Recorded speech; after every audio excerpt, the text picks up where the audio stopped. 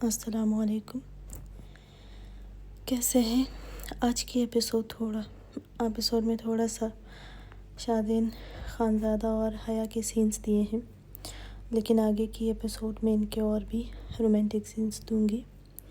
اگلی ایپیسوڈ میں آنے کا سب پتہ چل جائے گا، اس لیے لائک اور کمنٹ لازمی کریں۔ آثیر نکاح قسط 91 تحریر گل۔ پلوشیں ساکت سے بند دروازے کو ہی دیکھ رہی تھی۔ دل نے الگ شور مچایا ہوا تھا اس کے اتنے قریب آنے پر اور نظروں کی مدہوشی پر۔ پلوشیں نے بے اختیار اپنے گلے پر ہاتھ رکھا، اس کا لمس ابھی بھی محسوس کر رہی تھی۔ وہ اس کے نم وجود کی مہک اسے اب بھی اپنے وجود سے محسوس ہو رہی تھی۔ اس کی باہوں کا حصار اپنے گرد سب اب بھی محسوس کر رہی تھی۔ پلوشیں مدھم سا مسکرائی تھی۔ خضر خان آج مجھ سے نفرت کرتے ہیں، یا وہ اتنا بڑبڑا کر اس کو یاد کرتی بے اختیار شرماتے ہوئے مسکرائی تھی۔ 5 سال بعد اس نے غصہ نہیں کیا تھا، کوئی سختی نہیں کی تھی، لہجے میں وہی سب محسوس ہوا تھا اسے جو پہلے تھا۔ پلوشیں کو وہ پہلے کی طرح ہی لگا تھا، جس طرح وہ اس کا ویسے ہی خیال رکھتا تھا۔ پلوشیں کی وجود پر کپکپاہٹ ہوئی تھی۔ کافی دیر بعد اسے احساس ہوا تھا کہ وہ سردی سے کپکپا رہی ہے۔ پلوشیں کو بے اختیار یاد آیا تھا کہ وہ اب بھی اس کا کوٹ گود میں رکھے ہوئی ہے، جو وہ ابھی ہٹا چکا تھا اس کی گود سے، اور اس کا لباس بھی گیلا تھا۔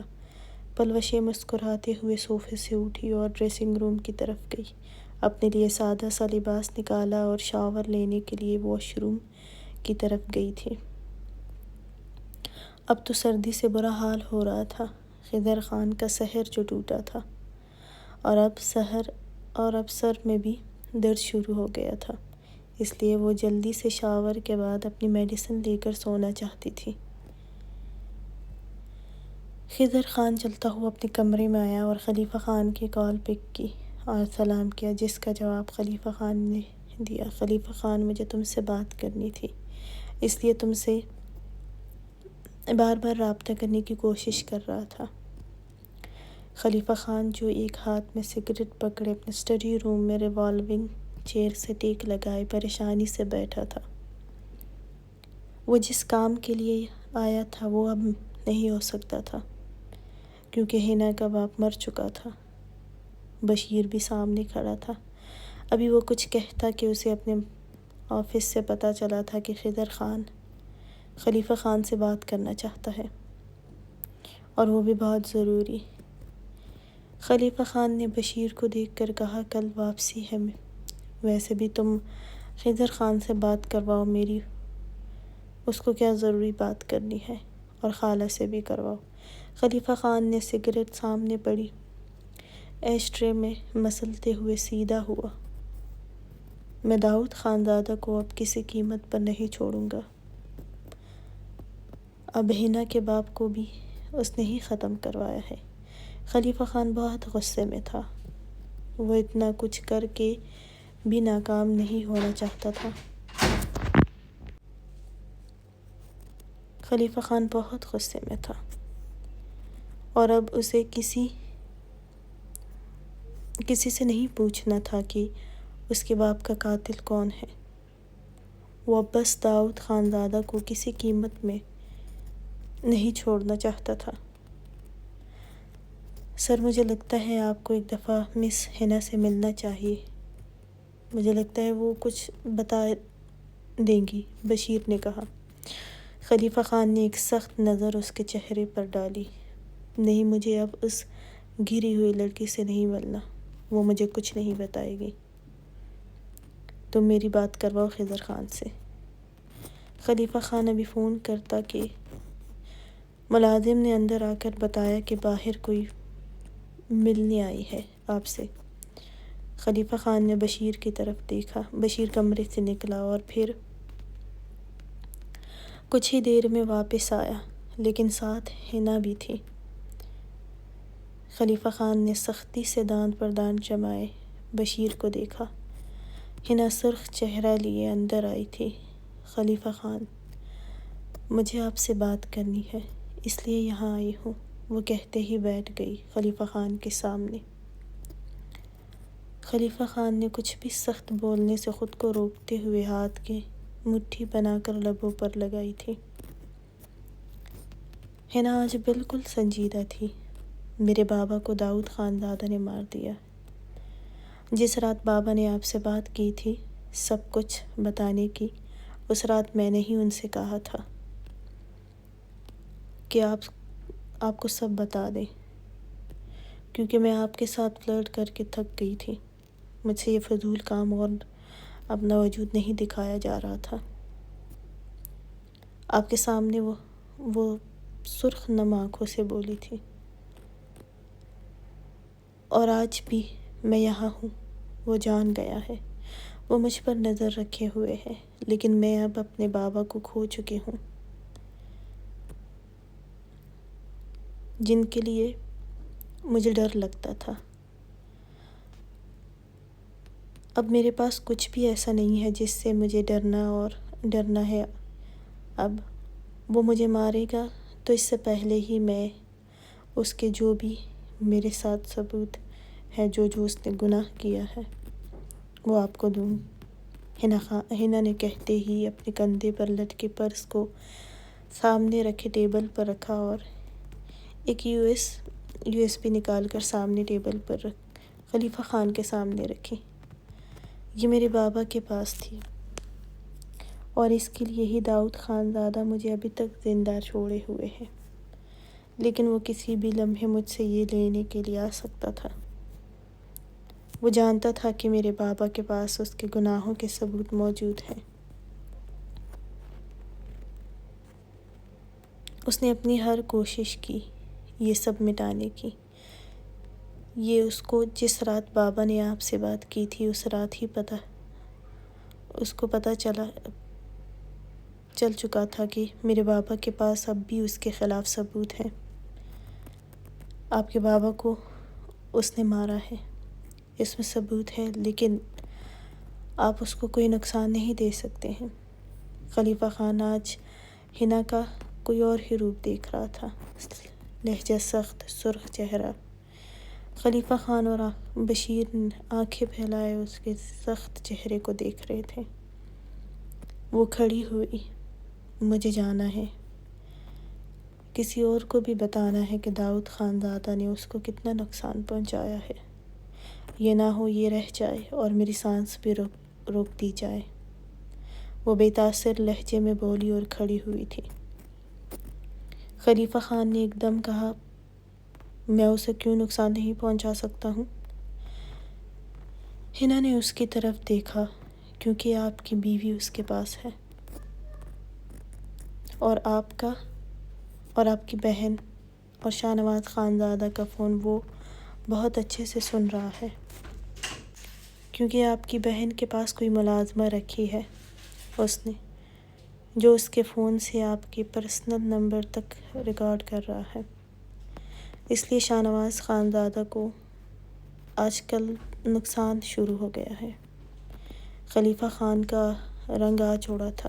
وہ جو کہتا تھا وہ احتیاط کر رہا ہے، اس کو کوئی نقصان نہیں ہوگا، لیکن نہیں، یہاں تو بات ہی سب الٹی تھی۔ حنا باہر نکلتی کہ خلیفہ خان کھڑا ہوا اور اسے روکا، رکو، باہر مت جاؤ، یہاں ہی رہو۔ اور نوشین کو وہ کیوں اپنے پاس رکھنا چاہتے ہیں؟ حنا دروازے کے قریب ہی رکی تھی اور رخ موڑ کر خلیفہ خان کی طرف دیکھا، کیونکہ وہ اپنی جائیداد ساری اپنی بیٹی کے نام کر چکا تھا جب وہ پیدا بھی نہیں ہوئی تھی، اور اسے یقین تھا کہ اس کی کوئی اولاد اپنی پہلی بیوی سے نہیں ہوگی، اور اگر ہوگی بھی کبھی تو دوسری شادی سے، اور ساری جائیداد وہ اسی کے نام ہو جائے گی۔ لیکن اس کی بیٹی پیدا ہو گئی۔ پھر اس کا ارادہ تھا کہ شاہ نواز خانزادہ سے اس کی شادی ہوگی تو اس کی جائیداد میں بھی اس کا ایک بہت بڑا حصہ ہوگا۔ لیکن عین وقت پر آپ کے ساتھ نکاح ہوا، اس طرح وہ آیا تھا۔ لیکن اب آپ اپنی بیوی سے کبھی نہیں مل سکتے ہیں۔ مجھے معاف کریے گو، اس کے لیے میں نے جو بھی کیا اپنے بابا کے لیے کیا تھا، غلط تھا، اس لیے آج غلط میں ہوں۔ حنا نے آہستہ سے کہا اور نکل گئی۔ وہ یہاں رکنا نہیں چاہتی تھی۔ خلیفہ خان کو لگا ایسا نہیں ہوا ہوگا کیونکہ وہ نوشین کو داؤد خانزادہ سے بات کرنے سے بھی روک چکا تھا۔ وہ واپس کرسی پر بیٹھا اور سامنے کھڑے بشیر کی طرف دیکھا۔ خضر خان مجھ سے کیا بات کرنا چاہتا ہے؟ بات کرواؤ میری اس سے۔ بشیر نے ایک نئے نمبر سے خضر خان کو فون کیا تھا۔ خضر خان کپڑے گیلے تھے اور ٹھنڈی اس کو بھی لگ رہی تھی۔ ہی بخار تھا۔ تھوڑا وہ ڈریسنگ روم میں داخل ہوا اور سامنے بنے بہت سے ریکس میں سے اپنے لیے شرٹ اور ٹراؤزر نکالتے ہوئے فون لاؤڈ سپیکر پر کرتا۔ اس کو معلوم تھا کہ خلیفہ خان ہی ہوگا۔ خلیفہ خان خضر خان تم نے مجھ سے بات کرنی تھی۔ خیریت؟ خلیفہ خان کی بھاری آواز فون میں گونجی تھی۔ وہ اپنی شرٹ نکالتے ہوئے فون اٹھاتے ہوئے واش روم کی طرف بڑھا تھا۔ ہاں، میں کل سے تم سے بات کرنے کی کوشش کر رہا ہوں، بہت ضروری بات کرنی تھی مجھے۔ خضر خان نے کہا، ہاں میں بس کچھ مصروف تھا، مجھے ابھی کچھ دیر ہوئی ہے۔ اپنے ملازم نے بتایا کہ تم مجھ سے بات کرنی ہے۔ ہاں، میں کل رات حویلی جانے والا تھا اور گیا بھی تھا، لیکن حویلی جانے سے پہلے ہی رات کے 1 بجے تیز بارش میں ایک لڑکی میری گاڑی سے ٹکرائی تھی اور کچھ لوگ اس کے پیچھے تھے۔ میں نے اس لڑکی کو تو بچایا، لیکن وہ لڑکی مجھ سے بے ہوشی کی حالت میں خلیفہ خان کے گھر چھوڑنے کی بات بول رہی تھی۔ کیا تم جانتے ہو؟ خضر خان کی بات پر خلیفہ خان کا دل ایک دم سے پریشان ہوا تھا۔ خضر خان نے پھر کہا، انم نام ہے اس کا اور وہ شاہزین خانزادہ کے ہاسپٹل میں کام کرتی ہے۔ یہ سن کر خلیفہ خان نے بے اختیار بولا، اب کیسی ہے وہ؟ کچھ ہوا تو نہیں نا اس کو؟ وہ میری جاننے والی ہے، یوں سمجھو میری بہن ہے۔ خلیفہ خان نے بے حد پریشانی سے پوچھا۔ خضر خان نے سکون کا سانس لیا۔ ہاں، وہ میرے گھر کوئٹہ میں ہے۔ وہ کافی زخمی حالت میں تھی اور بے ہوشی میں تھی، اس لیے میں اس کو تمہارے پاس نہیں چھوڑ سکتا تھا اور نہ ہی مجھے پتہ تھا کہ وہ لڑکی تمہارا ہی بول رہی ہے، اس لیے خیر پریشان ہونے کی بات نہیں ہے، وہ بالکل ٹھیک ہے۔ خلیفہ خان نے سکون کا سانس لیا۔ اور وہ آدمی کہاں ہے؟ خلیفہ خان نے جلدی سے کہا، تمہارے گارڈز کے حوالے کر چکا ہوں ان کو کہ اگر خانزادوں کو اپنے گاؤں کی کوئی ڈاکٹر مسنگ لگے تو تم ان کے حوالے کر دینا ان کو۔ خلیفہ خان کھڑا ہوا تھا۔ ٹھیک ہے۔ کیا انم نے فارس سے بات کی ہے؟ فارس کے نام پر وہ ٹٹکا تھا۔ نہیں، اس کے پاس فون یا کچھ ایسا نہیں تھا کہ وہ بتاتی اس کو، لیکن وہ فارس خانزادہ کو کیوں بتاتی اپنے بارے میں؟ وہ اپنے کپڑے رکھتا ہوا مرر کے سامنے کھڑا ہوتا ہوا بولا۔ خلیفہ خان نے کہا، وہ بہت پریشان ہوگا، انم اس کی بیوی ہے۔ خلیفہ خان کی بات پر وہ حیران ہوا۔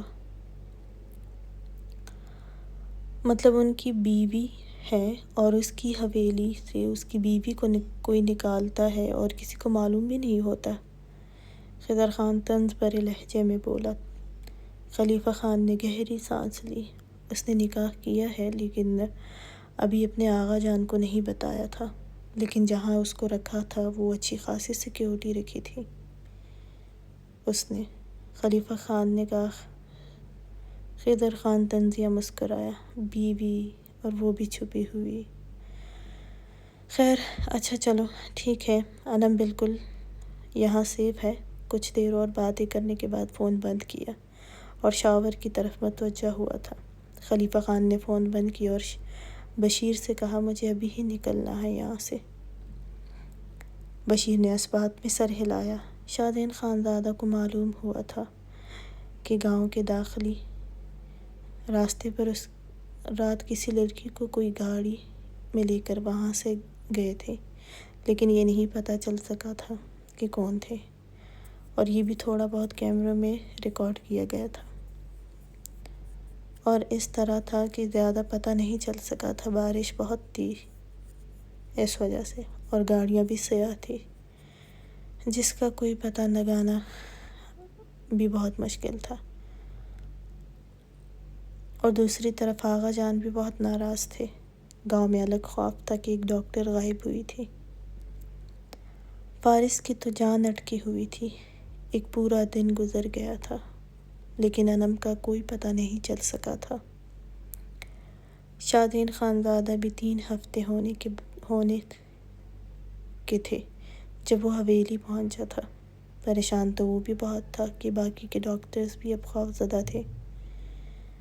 اس وقت وہ سب میدان خانے میں موجود تھے۔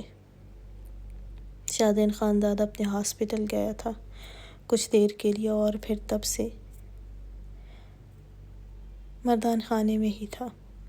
پوری حویلی میں اب سب کو پتہ چل گیا تھا کہ انم اور فارس خانزادہ کا نکاح ہوا ہے۔ انا جان نے بھی بہت غصے کا اظہار کیا تھا فارس سے کہ اگر نکاح ہی کیا تھا تو حویلی میں ہی رکھتے، لیکن اب کیا ہو سکتا تھا، جو ہونا تھا وہ تو ہو گیا تھا۔ اب انم کو ڈھونڈنا مقصد تھا۔ رات کے 2 کا وقت ہوا تھا۔ حویلی کے مردان خانے میں وہ سب پریشانی سے بیٹھے تھے۔ تبھی ایک زنان خانے سے ایک ملازمہ نے بتایا کہ انا جان نے بلایا ہے، حیا کی طبیعت خراب ہے۔ یہ سن کر شادین خانزادہ جو ابھی تک سب کے ساتھ خود بھی انم کے بارے میں بات کر رہا تھا، حیا کا سنتے ہی ایک دم سے کھڑا ہوا اور حویلی کی طرف بھاگا تھا۔ وہ حیا سے ابھی تک نہیں ملا تھا۔ اس وقت حیا کے کمرے میں انا جان موجود تھی۔ اب حیا کا سن کر اور بھی سب پریشان ہوئے تھے۔ تبھی وہ تیزی سے کمرے میں داخل ہوا تھا۔ سامنے ہی انا جان اور حیا بیٹھے تھے۔ حیا کا وجود اب بھاری ہو رہا تھا۔ وہ اپنی گرد چادر اوڑھے صوفے پر بیٹھی تھی، ہاتھ میں فون تھا۔ انا جان بھی ساتھ بیٹھی تھی۔ شادین خانزادہ بدحواسی میں سلام کرتا ہوا حیا کے قریب آیا تھا۔ کیا ہوا؟ اس کے سر پر لب رکھتا ہوا بولا۔ حیا نے کچھ نہیں کہا لیکن انا جان نے حیا کے ہاتھ سے فون لیا اور شادین خانزادہ کی طرف بڑھایا۔ ازمیر سے بات کرو، وہ بھی تم سے بات کرنا چاہتا تھا، اور حیا کے سر میں بہت درد ہے۔ وہ اتنا بول کر فون شادین خانزادہ کی طرف بڑھا گئی۔ شادین خانزادہ کو ابھی سکون نہیں ملا تھا کیونکہ حیا نے کچھ نہیں بتایا تھا۔ وہ فون لیتا ہوا کان سے لگا گیا اور خاموشی سے سننے لگا۔ کچھ ہی دیر میں وہ بولا ٹھیک ہے میں بتا دوں گا، بہت شکریہ بتانے کا یار، بہت پریشان تھے سب۔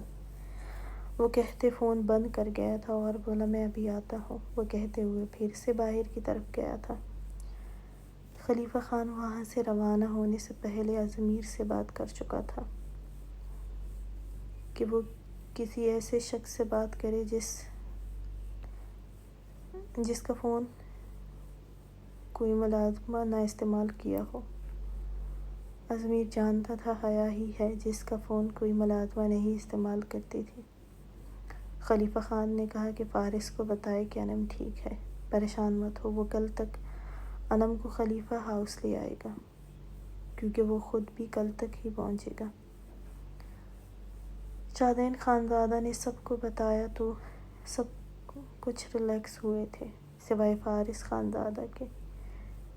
یہ ایک دن سب نے دیکھا تھا جس طرح فارس خانزادہ نے تڑپ کر گزارا تھا۔ میں انم کو لے کر یہاں سے خود ہی چلا جاؤں گا، کیونکہ آغا جان کو انم بھی قبول نہیں ہوگی، اور میں انم کو خود سے دور اور نہیں رکھ سکتا ہوں۔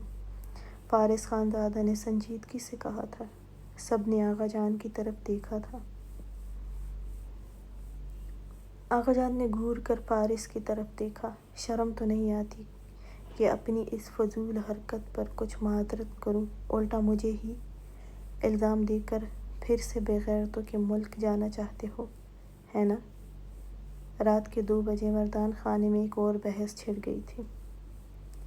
شاہ نواز خانزادہ کو اپنے کمرے میں جانے کی جلدی تھی اور کشمالہ کا فون لینے کی، لیکن اب اس بحث کو بھی ختم کر کے ہی جانا تھا۔ شادین اور شاہ نواز خانزادہ بھی اب فارس کے ساتھ تھے۔ وہ بھی اب نہیں چاہتے تھے کہ انم اب اکیلی رہے۔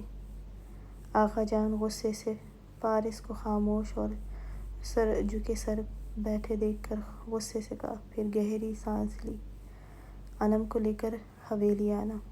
نکاح تو تم کر ہی چکے ہو، اب تو ولیمہ میں گاؤں میں رکھنا چاہتا ہوں، تاکہ سب کو پتہ چل سکے کہ یہاں کی ایک اور وارث نے چھپ کر شادی کی ہے۔ آغا جان کی بات پر شادین خانزادہ نے کہا، نہیں آغا جان، شادی نہیں، صرف نکاح کیا ہے۔ اس کی بات پر آغا جان کے ساتھ باقی سب نے بھی اس کو گھور کر دیکھا تھا۔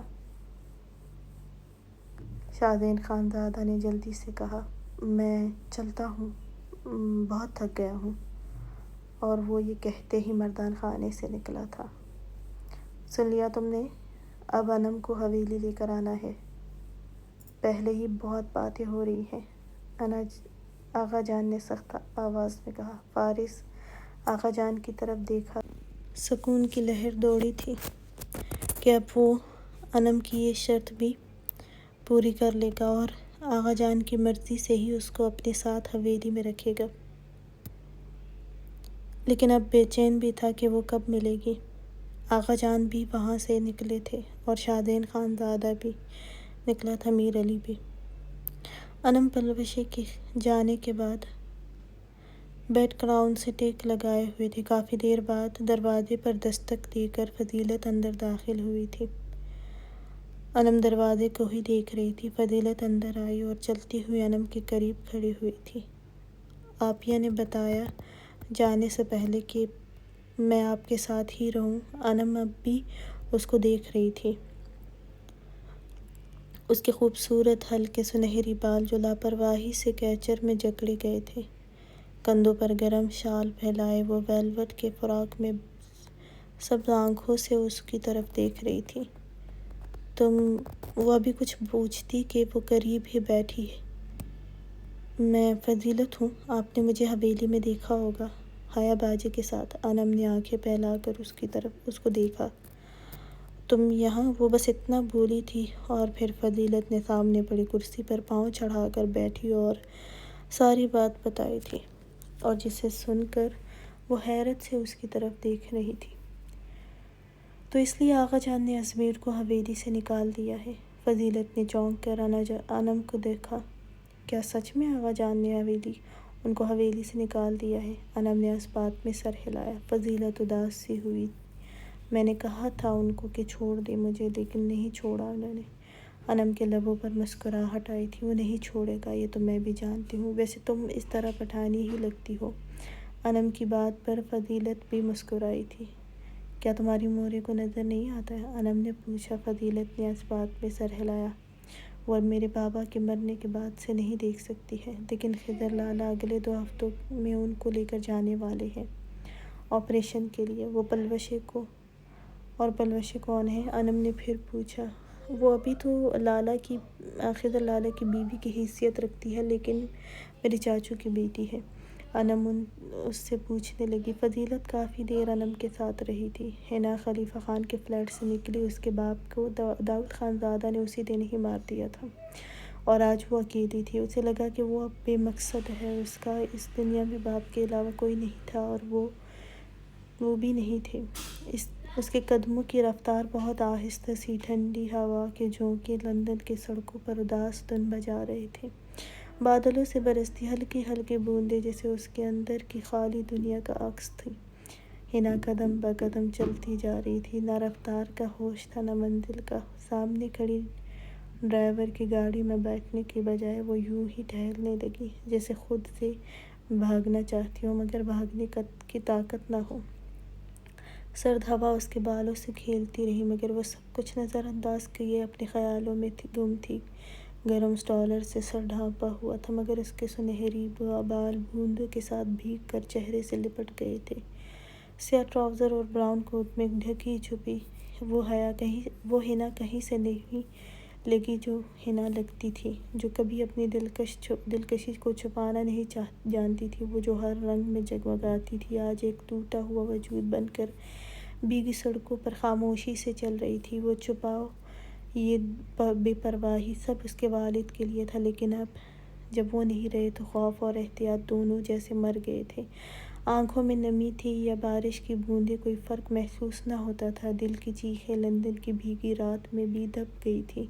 وہ چلتی رہی جیسے قدموں کے ساتھ ساتھ اس کی امید بھی بکھرتی جا رہی ہو، لیکن اسے ایک اور کام بھی کرنا تھا۔ اچانک جیسے اسے یاد آیا تھا کہ اگلا کام وہ کیا کرے گی۔ وہ خضر خان سے بات کرنا چاہتی تھی، اس کی بھی تلاش ختم کرنا چاہتی تھی۔ داؤد خانزادہ نے اس کو خضر خان کے ساتھ نہیں رہنے دیا تھا۔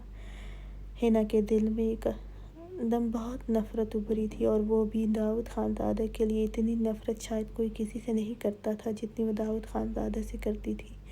اس کے باپ کو مارنے اور اس کو اپنے اشاروں پر چلانے پر وہ چاہتی تو خلیفہ خان کو بھی بتا سکتی تھی، لیکن وہ خود خضر خان سے بات کرنا چاہتی تھی۔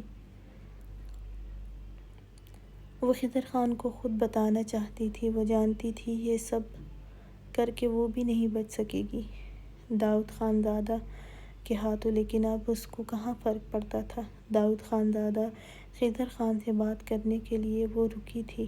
حنا اچانک رکی۔ بارش کی بوندیں مسلسل اس کے براؤن کوٹ پر ٹپک رہی تھیں اور ٹھنڈی ہوا کے جھونکے اس کے بھیگے بالوں سے کھیلتے ہوئے چہرے سے ٹکرا رہے تھے۔ اس نے آہستہ سے سر گھمایا تو دیکھا کہ گاڑی اس کے پیچھے آہستہ آہستہ چل رہی تھی۔ ڈرائیور مسلسل اس کے ساتھ قدم ملائے ہوئے تھا۔ اس کے لبوں پر ایک تلخ سی مسکراہٹ ابھری، وہی مسکراہٹ جس میں درد بھی تھا اور طنز بھی۔ ہونٹوں سے نکلنے والے الفاظ ہوا کے شور اور بارش کی بوندوں میں مدھم ہو گئے، مگر اس کی نگاہوں میں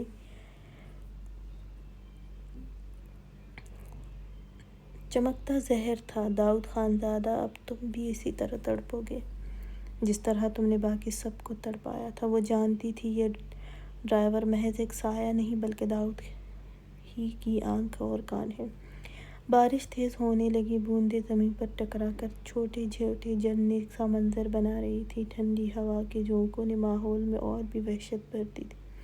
حنا کی طنزیہ مسکراہٹ میں وہی وحشت جھلک رہی تھی جیسے وہ موسم اور اپنی تنہائی دونوں کو اپنے انتقام کی گواہ بنا رہی تھی۔ حنا نے فون نکالا اور خضر خان کو فون کیا۔ وہ پھر سے آہستہ آہستہ قدم آگے بڑھانے لگی تھی۔ خضر خان کا فون سائلنٹ پر تھا۔ وہ شاور لے کر سونے کے لیے لیٹ گیا تھا۔ اس کو سر میں درد محسوس ہو رہا تھا، اس لیے وہ اپنے ملازم کو سب کچھ حوالے کرتا ہوا سو گیا تھا۔ حنا نے اس کے نہ پک کرنے پر پھر سے فون کیا تھا، لیکن وہ نہیں اٹھا رہا تھا۔ حنا نے گہری سانس لی اور کھڑی ہوئی تو ڈرائیور اس کے قریب آیا تھا۔ حنا نے بنا کچھ کہے گاڑی کا دروازہ کھولا اور بیٹھ گئی تھی۔ اس کا ارادہ اب اپنے کمرے میں جا کر خضر خان سے بات کرنے کا تھا۔ نیند کہاں اس کو آنی تھی۔ شادین خانزادہ اپنے کمرے میں آیا۔ آنا جانا اب نہیں تھی، وہ جا چکی تھی۔ حنا کی آنکھ سرخ ہو رہی تھی، کچی نیند سے جاگی تھی۔ اضمیر کے فون کال نے جگایا تھا۔ وہ دوپٹہ صوفے پر رکھا ہوا تھا۔ وہ کھڑکی کے سامنے کھڑی تھی۔ کمرے میں ہلکی روشنی تھی۔ بارش کی بوندیں حویلی کے بڑے لان میں جل ترنگ کی طرح بج رہی تھیں۔ کھڑکی پر بارش کا شور اور ٹھنڈی ہوا کا لمس ماحول کو اور بھی سنجیدہ بنا رہا تھا۔ حیا کھڑکی کے پاس کھڑی تھی، نگاہیں بارش میں کھوئی ہوئی تھی، مگر دل میں گلہ اور شکوہ اتنا گہرا تھا کہ آنکھوں کی نمی بارش سے بھی زیادہ بھاری لگ رہی تھی۔ وہ 3 ہفتے بعد آیا تھا اور وہ بھی اس کو ایک نظر دیکھنے نہیں آیا تھا۔ دروازے کی آہٹ ہوئی، شادن خانزادہ اندر داخل ہوا۔ سفر کی تھکن اور بے قراری اس کے چہرے سے عیاں تھی۔ وہ بے چین سا ہوا تھا۔ ابھی کچھ دیر پہلے حیا کو چھپ دیکھ کر اس لیے جلدی سے کمرے میں اس کے پاس آنا چاہتا تھا۔ اس نے نگاہیں سیدھی حیا پر جمائیں، مگر وہ پلٹ کر دیکھنے کو تیار نہ ہوئی۔ چند لمحے وہ خاموش کھڑا رہا، پھر دھیرے سے آگے بڑھا۔ بارش کی بوندوں کے شور میں اس کی آواز مدھم سی گونجی۔ حیا کے دل نے ایک دھڑکن چھوڑی، مگر لب خاموش رہے۔ وہ اس کے قریب آیا، اتنا قریب کہ اس کے بالوں سے اٹھتی خوشبو اپنے اندر اتاری۔ حیا بنا کچھ کہے اس سے دور ہوئی اور بیڈ تک آئی تھی۔ اب جسم بھی بھاری ہو گیا تھا۔ حیا کو بنا کوئی بات کیے بیڈ کی طرف جاتے دیکھ کر تیزی سے اس کی طرف بڑھا تھا اور بیڈ پر بیٹھتی کہ اس کے قریب پہنچا تھا، اسے کلائی سے پکڑا۔ حیا نے پلکیں اٹھا کر اس کی طرف دیکھا تھا۔ چہرہ کچھ مرجھایا سا بھی لگ رہا تھا۔ کیا ہوا میری جان؟ کو نظر پھیرنے کی وجہ؟ شادن خانزادہ بیڈ پر بیٹھا اور اس کو اپنی گود میں بٹھایا۔ حیا نے کچھ نہیں کہا۔ یار حیا کیا ہوا؟ کچھ اپنی اس طرح چپ کی مارو گی؟ اس کی بات پر حیا نے اس کی طرف دیکھا نہیں۔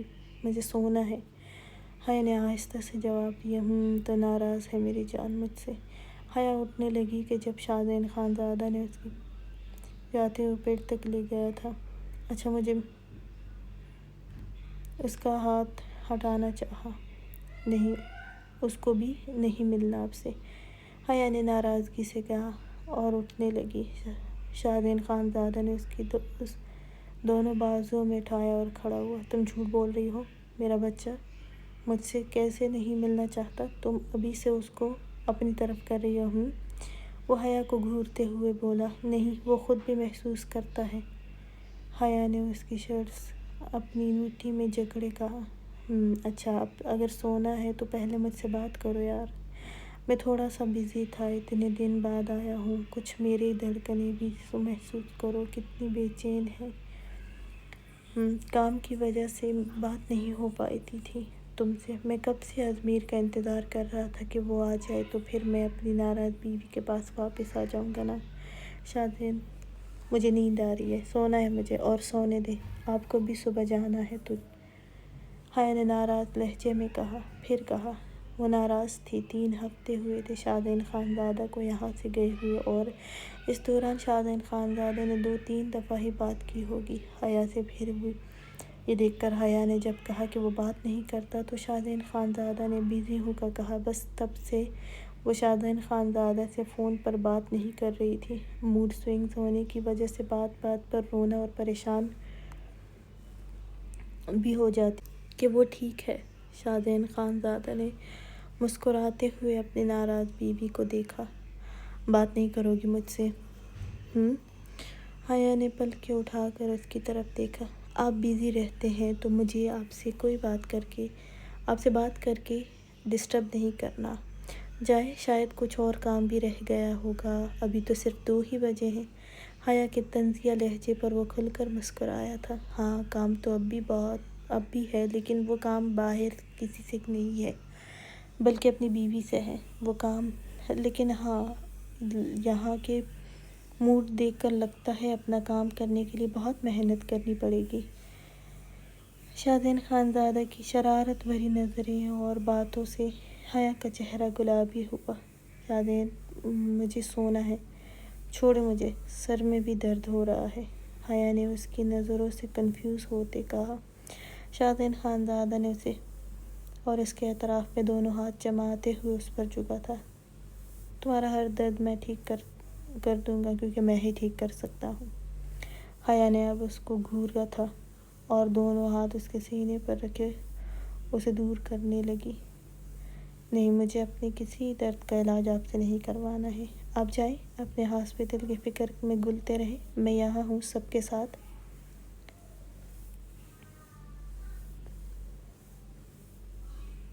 بالکل ٹھیک ہوں، مجھے تو آپ کی ضرورت تھوڑی ہے، جائیں آپ۔ رات کے 11 تک وہ گاؤں آ چکا تھا، لیکن انا جان سے اسے پتہ چلا تھا کہ وہ ہاسپٹل چلا گیا ہے۔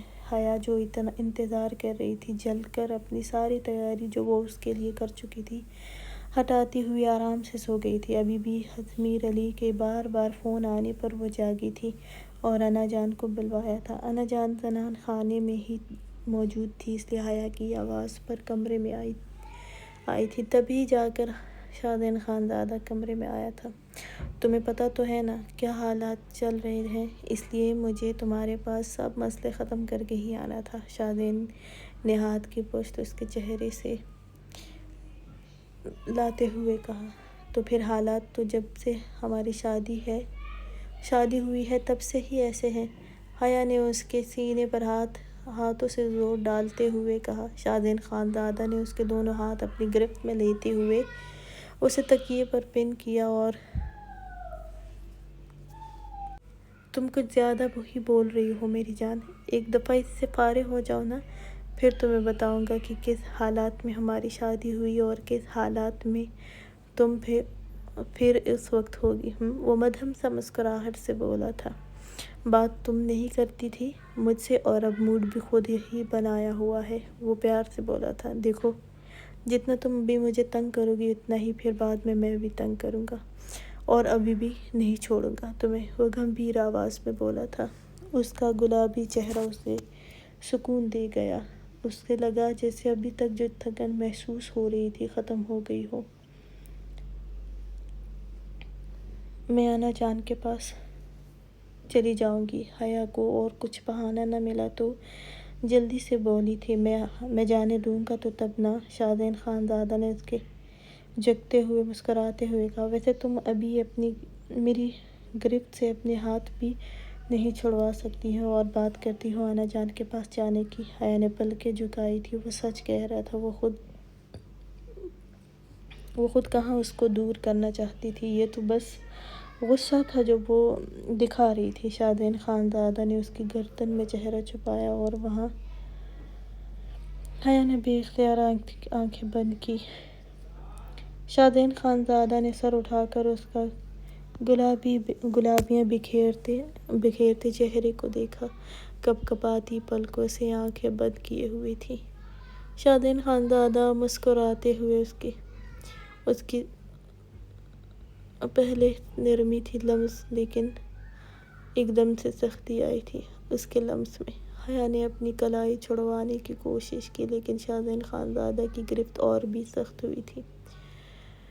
حیا نے ناراضگی سے آنکھیں کھول کر اس کی طرف دیکھا تھا۔ شادن خان زادہ نے آزاد کی اور گہری سانس لیتی پلکیں جھکا گئی۔ شادن خان زادہ مسکرایا۔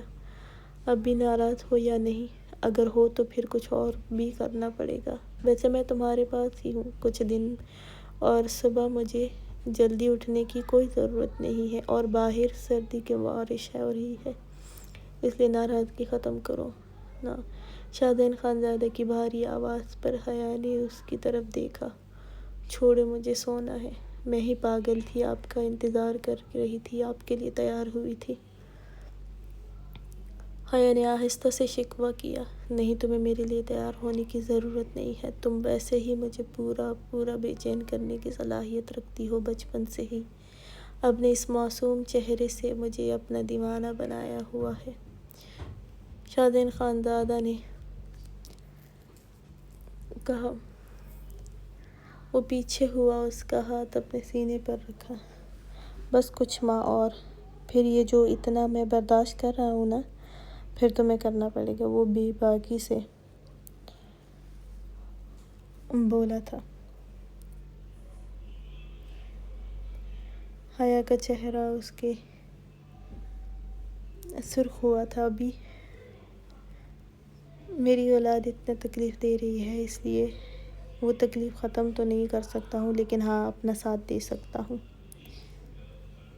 شادن خان زادہ نے بھاری آواز میں کہا۔ ہاں، کل پھر کہیں ایمرجنسی ہوگی اور آپ کو جانا پڑے گا، حیا نے پھر سے ناراضگی سے کہا۔ شادن خان زادہ نے نفی میں سر ہلایا۔ اب سے کہیں نہیں جاؤں گا، صبح 9 بجے جاؤں گا اور شام 5 بجے حویلی میں ہی نظر آؤں گا، شادین خانزادہ نے بھاری لہجے میں کہا۔ حیا نے نظریں جھکائی۔ میں چینج کر کے آتا ہوں، پھر تمہیں برگر تو لاؤں گا۔ حیا نے اس بات میں سر ہلایا۔ شادین خانزادہ نے جھک کر اس کے ماتھے پر لب رکھے اور ڈریسنگ روم